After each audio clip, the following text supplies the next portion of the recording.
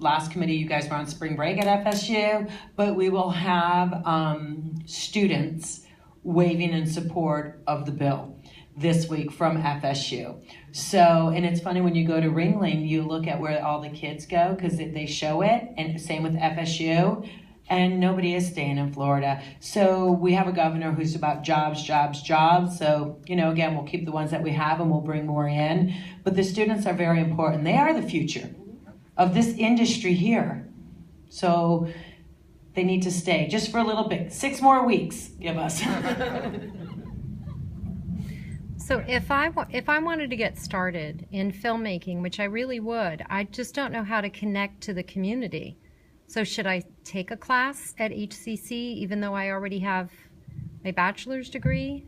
What would you recommend? So I'm going to jump on that one really quick. I run a meetup here in Tampa. We meet every 2 to 3 months, totally dedicated to animation, filmmaking. People show off their shorts. People talk about what they're working on. We have one, and I'm kind of like trying to lead this way with this animation meetup. We had one in Orlando a few months ago, and we had one in Fort Lauderdale in January. So on meetup.com, we're trying to build up this community of filmmakers. I know the Florida Film Network was here on Tuesday night. They have a meetup in St. Petersburg where they show off shorts, collaborate. They know somebody who has a camera. They know somebody who's an actor who's available. So there is a community that's developing. There's a couple of us that are actually hosting these people now. So at least on one side, you know, we're building that community online. And what's that website? So we're on Meetup. If you just Google meetup.com and then look for either Florida Film Network or Autodesk Animation, you'll find us. Any other questions? You said you had some support over at HCC and then at USF. Are you talking specifically about classes, or are you talking about a group outside of classes? Well, no, we were talking about legislative support. So we, as a film commission, we work with all 3 of those schools. Unfortunately, USF doesn't necessarily have a developed film program. They have classes here or there, but they don't have programming. But HCC and UT definitely do have their film programs, and they are on our advisory committee. So we work with them. We go and tour their programs. We take the community in to tour their programs, and really just see how we can work together moving forward in the Hillsborough County area. Do you have a connection with WUSF? Yes, we do. In fact, I was just over there with the Tampa Bay Community Network, I believe, that they have over at the mall at USF. And so we market anything there. That's a great educational platform as well. And they offer training and space. They have a small insert stage. Mm-hmm. Yes, ma'am. This isn't a question, but just in addition to the local film networking opportunities, in addition to the Florida Film Network, there's also the Sunscreen Film Society over in St. Pete, and Women in Film and Television, which we now have a chapter of here. Amen. Yes, thank goodness. And I'd just like to, real quick, every single one of you guys in the room, if you are not a friend of Film Florida's Facebook page, that's where you can see updates every single day of what's going on, and that's filmflorida.org. And you just like our page, and they are a wealth of information. We try to keep you guys from the really scary parts because we don't want anybody falling off the edge, but it's a great wealth of knowledge and where we're moving along in legislation. Any thoughts on how to break away from typecast locations? Like we always talk about Miami, we have South Beach, we have Orlando, we have all the theme parks. What about every place in the middle, like Tampa?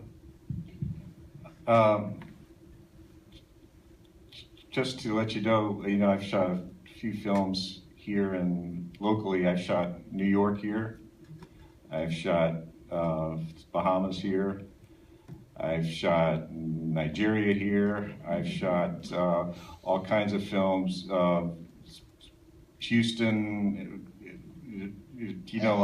I mean, we have a lot of locations. We have a lot of locations, and I think that it's the creative process that really makes it happen, and how you can utilize what we have, and I can't stress how important your film commissions are to you guys. I mean, they will help you so much, and you got to take advantage, because they're there to help you make films, make it work. And if you don't utilize, I mean, they have the location, they have people, they have connections, they have all these things that you need to I rely on them a lot, because they know what's going on and who's used that and who's that, and it's so cool that we have them, and they're just such a great help to filmmakers. They really are.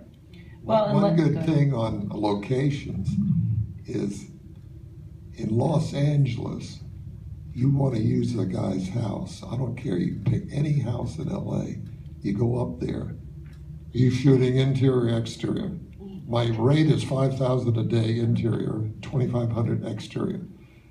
Two friends of mine, they live in LA, they just made a low budget $200,000 film. They said their location bill killed them. They were shooting out in Topanga Canyon. They needed this beat up old log cabin.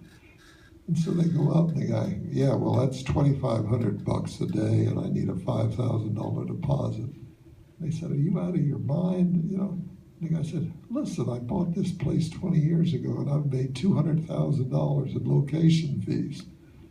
See, the beauty of Florida is people really, you could go, I mean, like when I did that Ceasefire with Don Johnson, I had 2 restaurants, I had all kind of locations. It cost us nothing, nothing. And so it's very important that, you try and save money that way.